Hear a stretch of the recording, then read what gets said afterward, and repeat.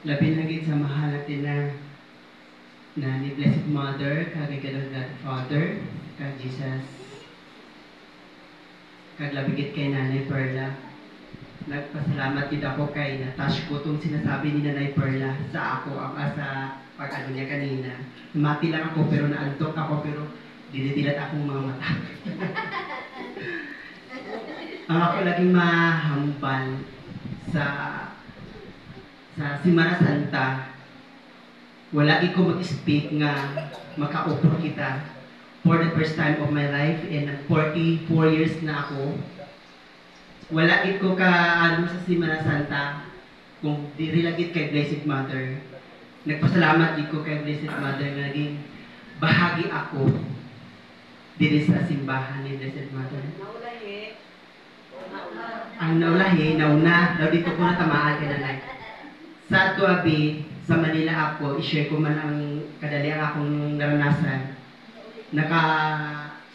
Ako sa totoo lang, bilang ako tao naman ako no, actually, dili lang ko ginatuto nga nag-amat-amat nga sa akong pagkatao.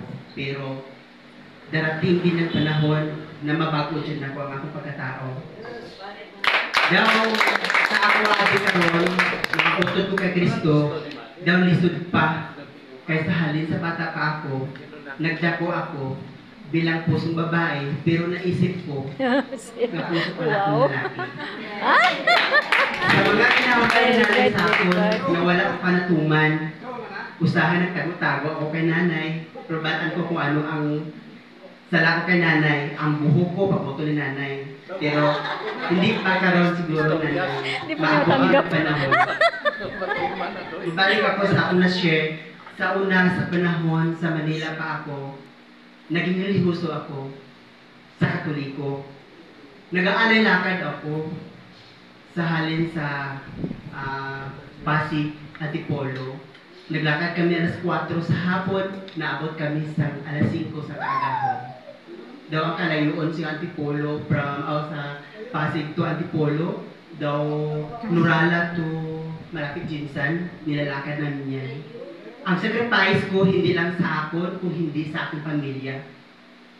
Kung hindi man nagpanalangin ako sa Ginoong buligan ako at pasayloon ako sa akong mga kasalanan, kaya wala man ako nahibalo kung ano ako, kung ano pagit ang akong pagkatao.